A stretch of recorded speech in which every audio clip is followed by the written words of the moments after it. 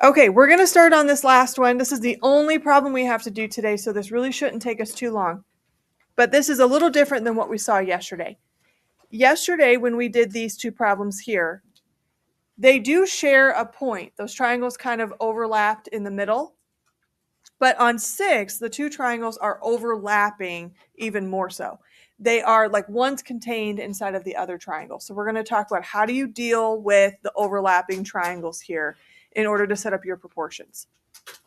Like we did yesterday, using a similarity statement or being able to just make connections between, if I'm using the bottom of this triangle and it's on the little one, then I should look for the bottom of the big triangle. Being able to just kind of establish those connections between the sides will help you set up your proportions here. When we look at this one, they do provide us with a similarity statement. So if we need to kind of refer back to that, we can. And then down below, we've got an X and a Y. We're going to try to solve for both of them here. Let's start with trying to solve for the X. So X is where right now? In between B and D. Now, B and D is only, like, we would maybe call it a partial piece of the big triangle, because it's not the entire right side. Like this whole thing here, or left side, I mean, would be the entire left side of your triangle. I don't have that as a measurement. They don't give it to me. I also don't really have a way to find it because I don't know what X is. But using the pieces that are on that side, how could I maybe write an expression that represents how long that would be? 2 plus X, or you could write X plus 2. It doesn't really matter how we arrange that. But yeah, if we knew what X was, we would add 2, and then we would get that side. But we don't know what that is. Now, when you go to set up your proportion, it's good to think about, if I'm going to use the entire side of that triangle, that I have to think about how much is it. Because we can't just put X over any number that we want to here. We still need to try to make sure that we're figuring out connections between like the partial pieces of your triangle or the entire triangle. All right, so let's see how we can set up our proportion here. On the left side of the big triangle, we just said that was 2 plus X. From the little triangle, what side connects to the X plus 2 side? Still on the left side. We got to stay on the left side of the triangle for right now, because that 2 plus X was on the left side. But I'm looking at the little red triangle now. What number is on that same side? 2. 2.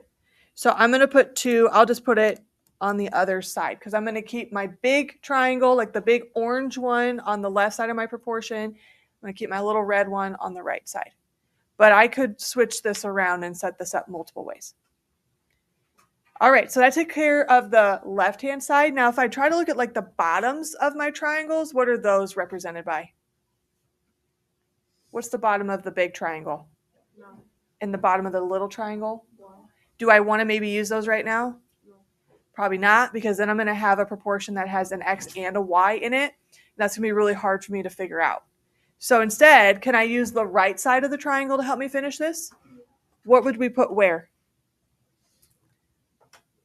How long is that right side all together? 4. You can't just use 3.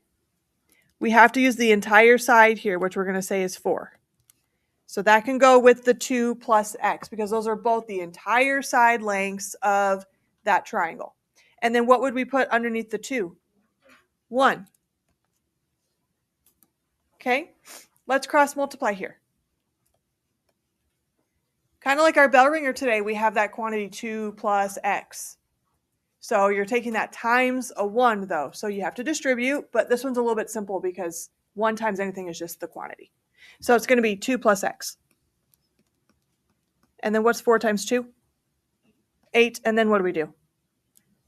And we get 6. Okay, before we move on to this though, there are multiple ways to solve this proportion. Okay, so let's talk about those partial pieces again. So like the X is a partial piece of that big triangle. If you look at the other side, what partial piece would match up with the X? The 3 would. So instead of doing like 2 plus X, I maybe, and then try to connect it to the 4. X equals x over 2 equals 3 over 1. Yeah, x over 2 equals 3 over 1. Do I still get 6 here? Yes.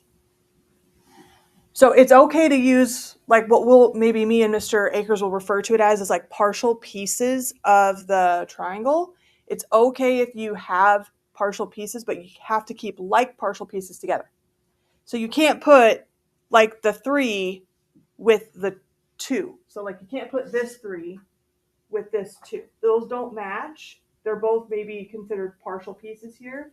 But because this side's given to me and it's just like not halfway of the triangle, but it's a big piece of it, that can go with the x over there.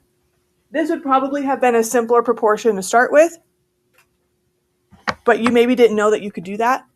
So I didn't want to start off there and then make you think that that's how you're going to set them all up, because sometimes they won't work like that. You're not always going to be given all of the little partial pieces that you can use in a proportion like that. But that gives you kind of 2 different options to solve for the x. Now help me figure out a way to solve for y. How can we set up a proportion here? Yeah. Y over 9 is equal to 1 over 3. Okay, let's check that. Y and the 9 go together because they're both the bottoms of the triangles, right? Where does the 1 come from? The small triangle. The whole side of the small triangle. Okay? Is 3 the whole side of the big triangle then? Just a partial piece. So this is when I said you got to be a little careful, because 3 is not the same as the 1 when we talk about the 2 triangles separately. If I were to separate the 2 triangles from each other and draw out 2 separate pictures, the 1 would be the entire right side, but 3 is not the entire right side. What is the entire right of the big triangle? 4. So I think instead of having a 3 here, we want to have a 4. Do you guys kind of see though that can be really easy to make that mistake when you're looking at trying to put pieces together? Because we're trying to maybe put whole pieces with partial pieces, and we can't do that. We got to keep like things together. Now, if we cross multiply here, you get 4y equals 9. What do you guys get for y? 2.25. Again, there's other ways you could have set that proportion up. You can't really use partials for that one, though, just because the y over the 9 is talking about entire pieces here. So we do have to just be aware of that when we're setting up our proportion. But since you know what x is, you could have plugged x back in, and you could have maybe used the left-hand side to help you set up your proportion if you didn't want to use the 1 and the 4. So again, there are still options for you when you're setting up these proportions. Any questions on that example?